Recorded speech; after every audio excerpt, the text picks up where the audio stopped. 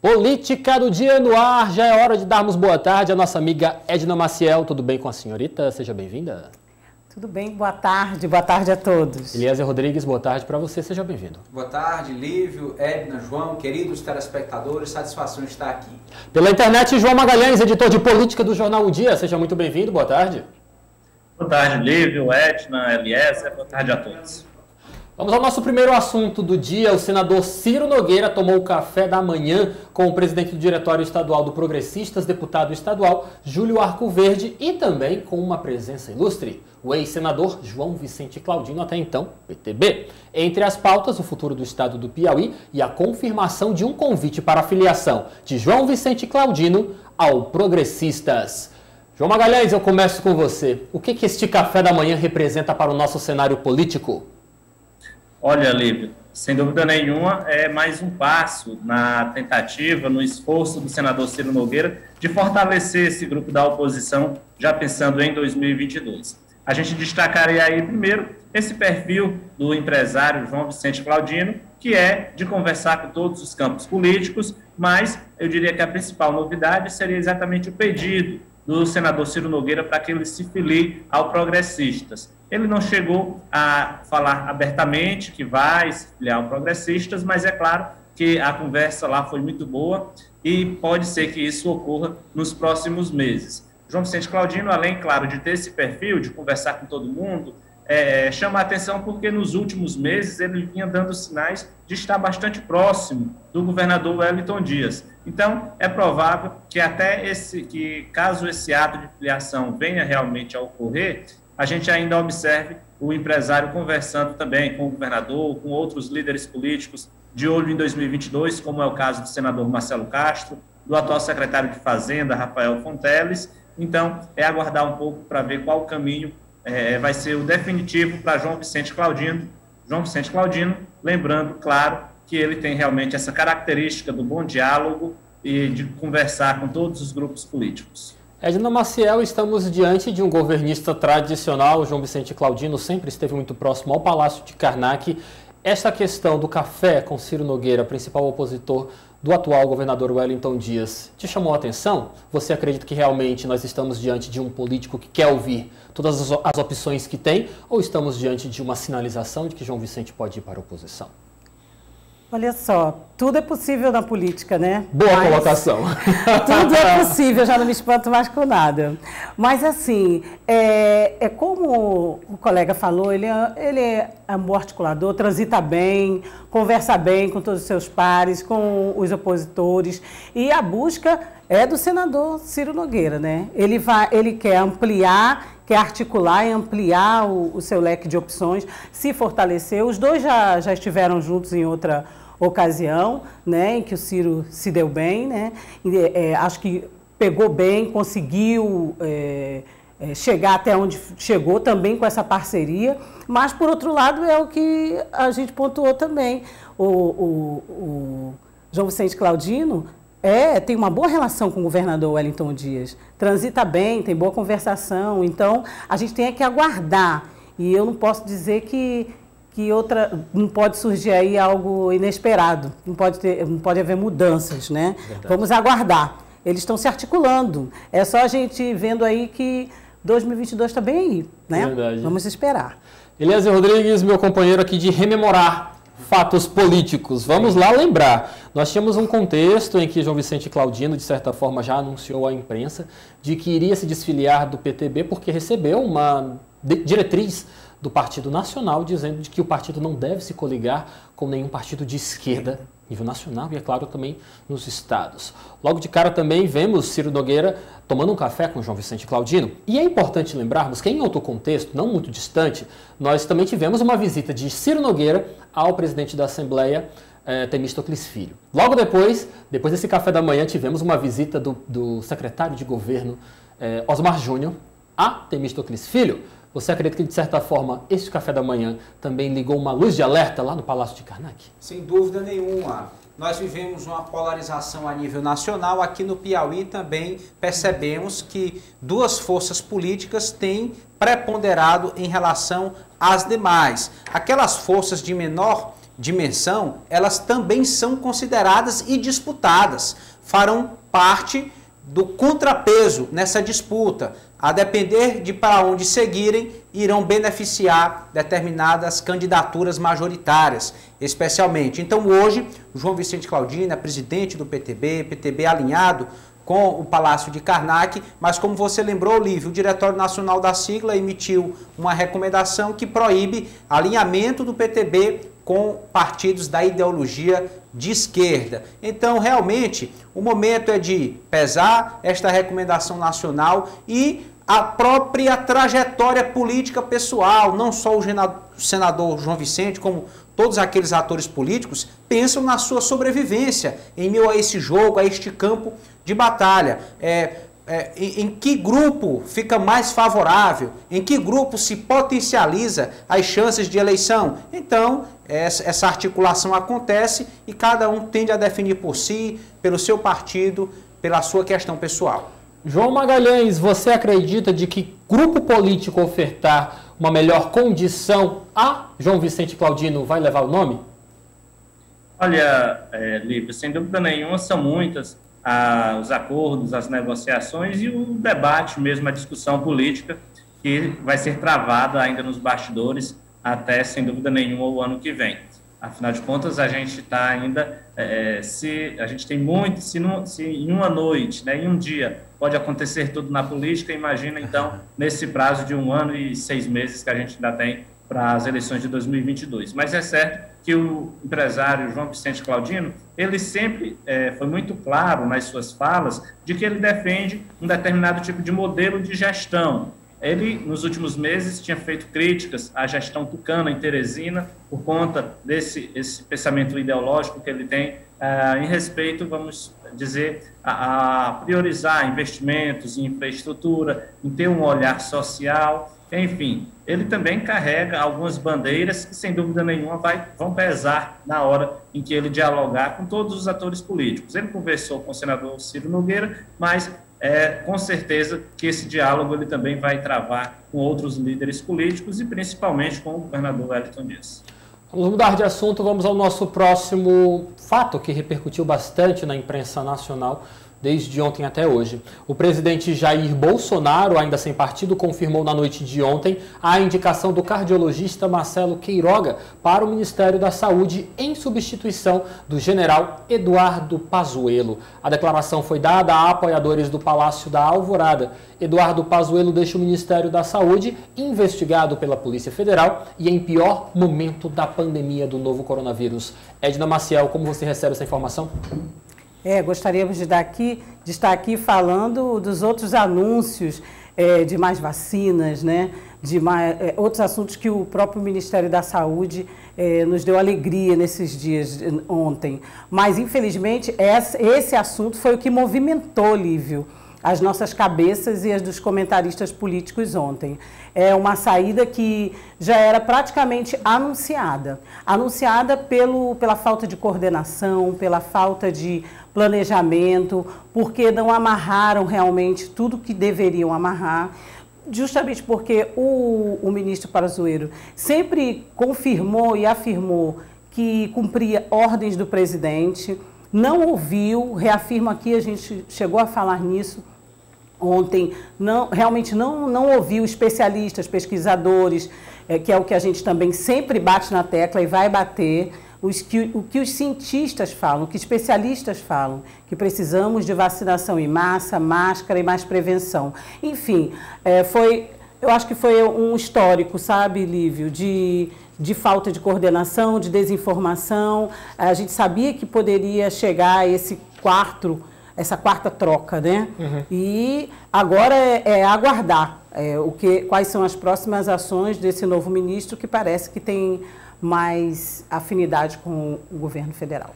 Eliezer Rodrigues, pegando aqui o gancho da fala de Edna Maciel, realmente as falas de Eduardo Pazuello sempre foram muito marcadas, porque eu faço o que o presidente Jair Bolsonaro pede. Você acredita que realmente esta falta de uma autonomia mais marcante na personalidade administrativa de Eduardo Pazuello contribui para a saída dele do ministério? Com certeza, sem falar do aspecto técnico. Enfim, temos um profissional da saúde, um médico, neste momento, à frente do Ministério da Saúde. Isso, para todos os efeitos, deve repercutir na prática. Nós agora esperamos um ministro da Saúde mais seguro em suas decisões, com maior capacidade de decisão, de liderança, com melhores coordenadas, com falas que convençam mais, com atitudes que realmente venham a suprir tantas demandas que temos nesse momento de crise na área da saúde. De toda forma, o período de transição ainda é de incertezas, de instabilidades, a economia reage, sofre seus impactos. Reconhecemos que, claro, naturalmente, o novo ministro que deve assumir tem alinhamento político com o presidente da República, caso contrário não seria indicado, mas que a ciência prevaleça, que os conhecimentos técnicos estejam acima de qualquer discussão política partidária, que nesse momento se valorize a ciência para, enfim, o Brasil responder melhor a essa crise sanitária. João Magalhães, na chamada deste assunto, realmente disse que o ainda ministro Eduardo Pazuello está sendo investigado pela Polícia Federal, também está passando pelo momento mais crítico da pandemia do novo coronavírus. O novo perfil, na sua concepção, apazigua ou traz mais instabilidade à gestão Jair Bolsonaro? Olha, Lívio, eu acredito que mais instabilidade do que a gente sofreu nos últimos meses em relação à gestão, ao enfrentamento da pandemia no Brasil, é muito difícil a gente ter um cenário de mais instabilidade. Mas eu gostaria de destacar que, assim, pelo perfil político do presidente Jair Bolsonaro, ele não abre mão de dar a palavra final nas ações nos ministérios, independentemente. Ele já deixou bem claro que é ele quem manda. Na economia, Paulo Guedes pode, claro, pensar as políticas econômicas, mas todas elas passam pelo crivo do presidente. É assim na educação, na infraestrutura e na saúde. Isso tem ficado muito claro, até porque é bom lembrar que o primeiro-ministro da Saúde, Henrique Mandetta, saiu por atritos com o presidente Jair Bolsonaro. O segundo também teve esse mesmo falta de entrosamento e de alinhamento político com o presidente.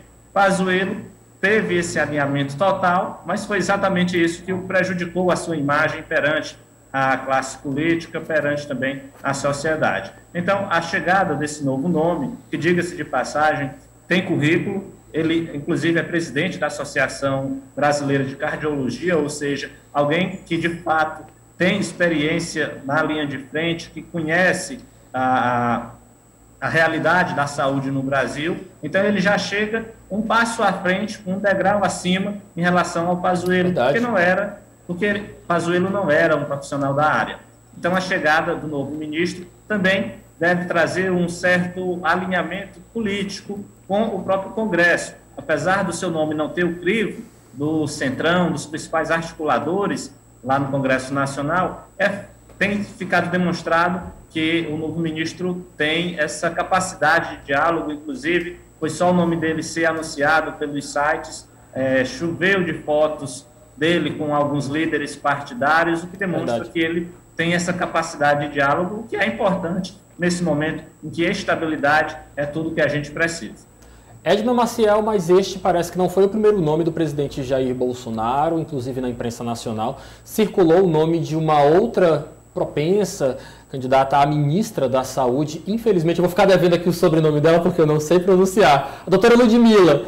No caso, nós tivemos essa questão, o perfil dela foi avaliado, foi muito bem avaliado pela imprensa nacional, inclusive, pelos pares médicos dela, mas o nome, no caso, Ludmilla, negou essa possibilidade de ser ministra da Saúde, e desde já o que nós acompanhamos foi uma série de ataques, inclusive com ameaças de morte ao nome, ao perfil dela, por ela ter negado. E ela realmente tem afirmado que negou essa questão de assumir o Ministério da Saúde por desavenças ideológicas, linhas administrativas técnicas, não casavam com o que o presidente Jair Bolsonaro aguardava. Como é que você avalia justamente este ataque que afastou o Ministério de ter uma primeira ministra mulher desde que assumiu a presidência do Brasil, Jair Bolsonaro?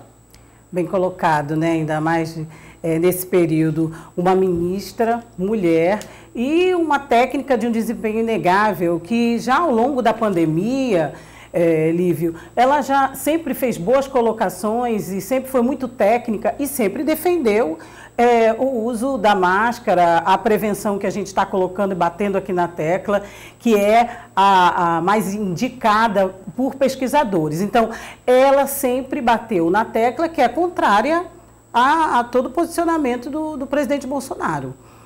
Quando ela foi conversar, inclusive ela disse que sonhou em fazer uma gestão totalmente diferente, né? Fazer um gabinete de crise, ela tinha muitas ideias e ela foi conversar com o presidente achando que seria viável. Né? Ela disse que ela pensou nisso, ela depois colocou como um sonho. Como você bem disse, depois que o nome dela foi cogitado e que houve a confirmação da conversa, ela teve uma chuva de ameaças, o telefone divulgado na internet, fizeram campana por duas vezes no hotel onde ela fica em Brasília e muito pior. Foi ameaçada de morte, a família também. É um absurdo, é inconcebível, não dá nem para eu te dizer a palavra certa dessa história que ela contou e que realmente ela ficou com medo, mas ela disse que ela ficou com receio, temeu, mas não tem medo de assumir a posição que ela sempre assumiu, como uma grande profissional e técnica. Então, ela não ficaria mesmo... Né? Independente de todas essas ameaças, dos memes que jogaram, dela com a Dilma, a ex-presidenta Dilma, gravações de áudio, independente disso tudo, eu acho que ela não ficaria mesmo não, porque não casa, não alinha, a ideia não é a mesma. E ela disse que ela pensa no país, que não é partidária e que ela estava pensando realmente como técnica, como gestora que poderia ser, mas torce para que tudo aconteça da melhor forma e a gente baixe esses índices de infecção, de mortes e que a vacinação em massa, enfim, seja feita. Ainda sobre o assunto, o governador Wellington Dias se pronunciou sobre a troca de ministro da Saúde. Vamos acompanhar. Temos e estamos de mãos estendidas para trabalhar com o Ministério da Saúde, para trabalhar com o governo federal. E queremos uma coordenação nacional para medidas preventivas, para conter o coronavírus, para apoio, para o atendimento aos doentes em toda a rede hospitalar do Brasil, para garantir vacinas, mais vacinas para mais vacinação. Esse é o caminho, seguir a ciência, seguir a orientação da Organização Mundial da Saúde. E o ministro da Saúde, com total apoio do presidente da República. A mudança... seja bem-vindo o ministro que agora assume. A pergunta que faço é uma mudança de ministro e também uma mudança de visão do governo federal? João Magalhães, é uma mudança de visão do governo federal? Olha, Lívio, a começar pelo histórico do presidente Jair Bolsonaro, eu acredito que não. O presidente tem deixado muito claro que não é de voltar atrás da forma como ele tem enfrentado a pandemia. Até porque, como eu falei anteriormente, a gente vem aí de um histórico de 3 ministros que tinham que colocar em prática aquilo que o presidente queria. Caso isso não ocorresse, acontecia o que aconteceu lá com o Mandetta e o Nelson Teich, que foram exonerados do cargo lá no Ministério da Saúde. Essa fala do governador Wellington Dias, sem dúvida nenhuma, simboliza o pensamento que todos os chefes de executivos estaduais têm. O governador lidera esse movimento, principalmente no que diz respeito à discussão sobre a vacina, né, sobre a campanha de imunização. Então, eu diria que pelo histórico do presidente Jair Bolsonaro, e no que diz respeito principalmente ao enfrentamento da pandemia, e principalmente ainda o relato, né, da doutora Ludmila sobre a conversa que ela teve com o presidente Jair Bolsonaro, eu não acredito, sinceramente, que o governo federal vai dar assim, um giro de 360 graus na forma como ele vem enfrentando a pandemia. Pelo contrário, eu acredito que o novo ministro, Marcelo Queiroga, deve ter jogo de cintura para alinhar o pensamento do presidente, transformar esse pensamento em algo mais palatável e seguir dentro do que for possível com as medidas que a Organização Mundial de Saúde e a classe de especialistas têm orientado. Mas eu não acredito, numa virada de 360 graus em relação à forma como o governo federal vem conduzindo o enfrentamento à pandemia. Eliezer Rodrigues, nós estamos, de certa forma, a fala de Wellington Dias era aguardada sobre o anúncio do novo ministro da Saúde, visto que o governador piauiense é presidente do consórcio de governadores da região Nordeste e também é o representante brasileiro no que diz respeito ao trato das vacinas no que diz respeito ao Fórum de Governadores Brasileiros, você acredita que realmente esta foi uma fala ponderada de Wellington Dias? Você acredita que o tom, por mais que tenha sido questionador ao final da fala dele, foi um tom certo? Era o que se era aguardado de Wellington Dias? Com certeza, o governador Wellington Dias teve a maturidade, a sensibilidade de tocar no ponto central desta mudança. É uma nova mentalidade à frente do Ministério da Saúde ou simplesmente um novo rosto para continuar se fazendo aquilo que já vinha sendo feito por gestores anteriores que muitas vezes até, como o João lembrou, entraram em conflito com o presidente da República? Entendo que o próprio governo federal já entendeu que subestimar, menosprezar a pandemia não é uma boa estratégia política em sentido nenhum. Torço para que o ministro Marcelo Queiroga traga uma nova forma de fazer a gestão da saúde pública no Brasil. Existe um clamor pela coordenação nacional da vacinação, existe um clamor por uma série de investimentos, uma demanda reprimida por conta da Covid está sendo criada, outras doenças estão sendo aí, tendo tratamento adiado, cirurgia, ou seja, em algum momento isso vai precisar ser correspondido. Então, os desafios são muitos, agora e futuramente. Então, que seja alguém com essa capacidade de fazer a gestão e trazer resultados, benefícios à população brasileira. Edna Maciel, fato é fato, são relações interdependentes. O prefeito necessita do governador do estado, o governador necessita do ministro da Saúde e do presidente do Brasil. O tom de Wellington Dias, na sua avaliação, foi acertado? Foi realmente um tom pacificador de boas-vindas ao novo ministro da Saúde?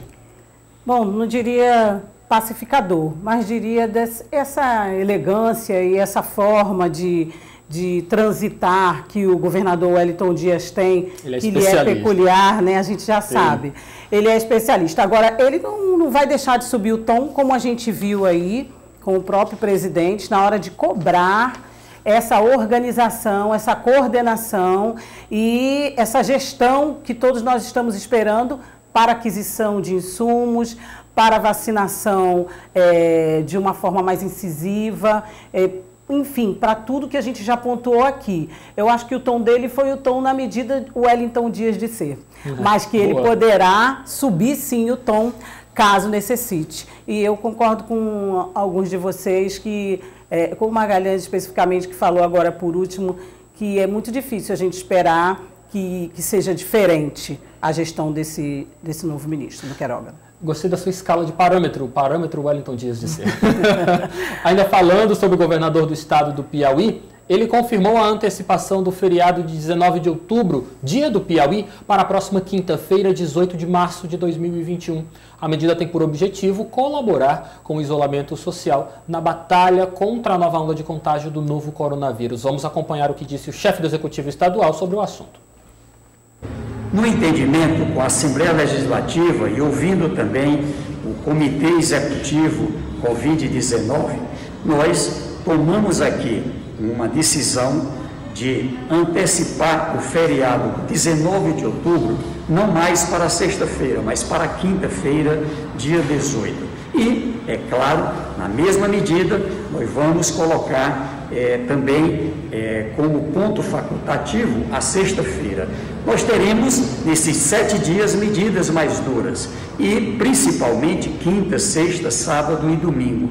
Qual o objetivo? O objetivo é que a gente possa somar o que já fizemos para conter o coronavírus. Lado importante, não estaremos só, é o Brasil inteiro que vai estar, nesse momento, trabalhando para a gente poder salvar vidas. Não estou aqui para alisar ninguém não, João Magalhães, quero sua opinião direta. Você acredita que se tivéssemos uma coordenação nacional da crise do novo coronavírus, nós teríamos essa série de decretos anunciados constantemente, praticamente em série? Temos um decreto, foi publicado no domingo, temos decreto de hoje, temos decreto de amanhã. É uma fila de decretos, é uma produção em série de decretos. Se tivéssemos uma coordenação coerente nacional da gestão da crise da pandemia do novo coronavírus, nós estaríamos vivendo essa confusão? Ninguém sabe decreto fala sobre o quê? Eu acredito que não, Lívia.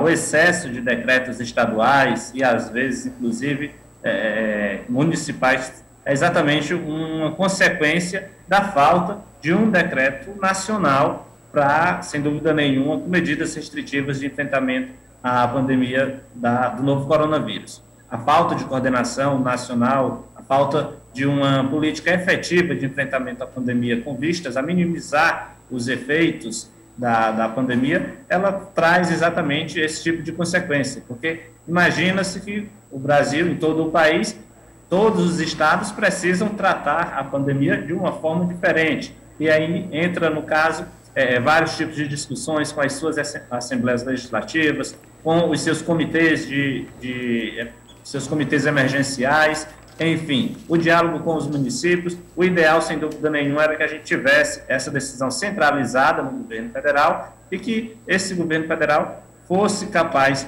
tanto de implementar medidas que valem para todo o território e que não só na área efetiva da crise sanitária, mas também analisando a questão do impacto econômico, analisando a questão da segurança pública, que também tem a ver nesse momento de enfrentamento à pandemia, enfim. É exatamente essa falta de coordenação nacional que obriga estados e muitas vezes os municípios a tomarem decisões que às vezes até se confrontam, né, ao invés de se complementarem.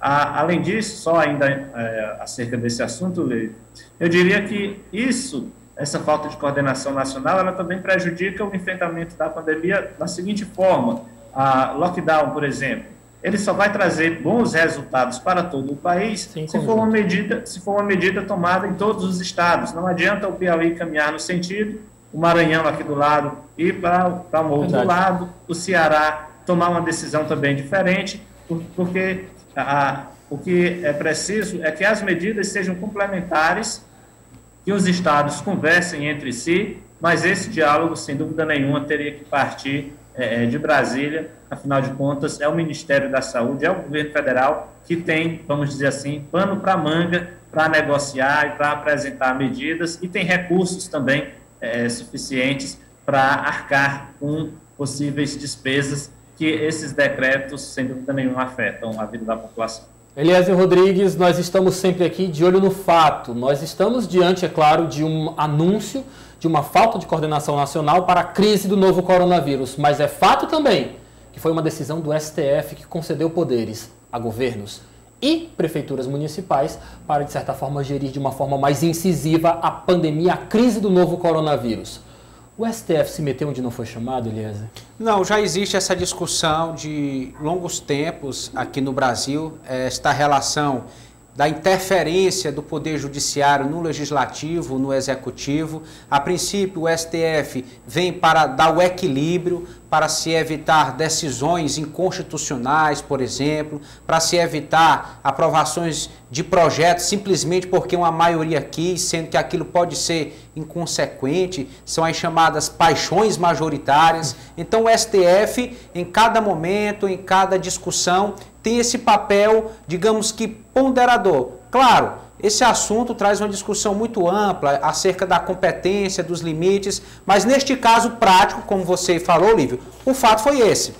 O STF interferiu. E aqui a gente precisa fazer uma separação entre decretos com medidas restritivas e o Plano Nacional de Vacinação. O Plano Nacional de Vacinação pode e deve ser naturalmente coordenado pelo governo federal. Os estados estão pedindo isso, os municípios estão pedindo isso. O governo federal, a princípio, compra as vacinas, estados recebem, organizam a logística de distribuição e os municípios aplicam. É a competência de cada um, para que cada brasileiro receba essa assistência necessária. E, no que diz respeito aos decretos com medidas restritivas, esses sim foram delimitados com maior poder para os governos estaduais. O que vem do governo federal nesse sentido não tem aplicação, não tem valor prático. O que vem dos municípios só vale se for para enrijecer as normas, se for para tornar mais restritivos.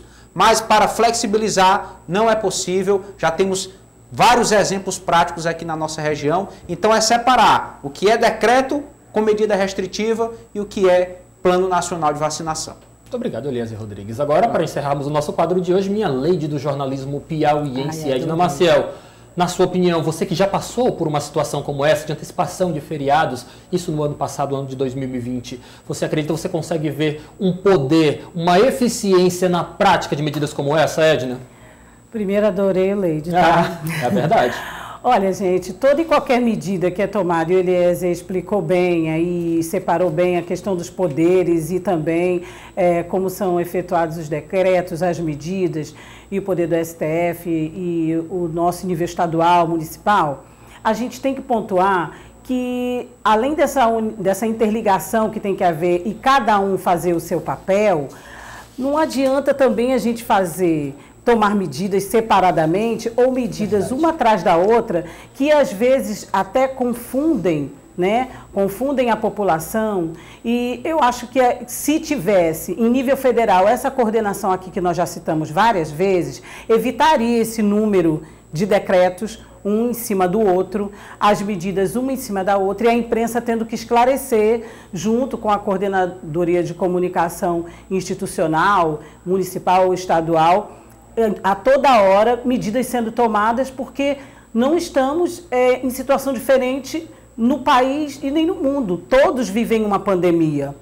Então, o correto mesmo seria uma medida geral, uma medida nacional. E a medida não adianta. Vou ser a chata aqui e bater na tecla. Vacina em massa, uso de máscara, distanciamento social, respeito pela vida do seu irmão, respeito pelas nossas vidas. Então, eu acho que é aí que a gente amarraria tudo mesmo, Lívio e Eliezer e Magalhães, e a vocês que estão nos assistindo.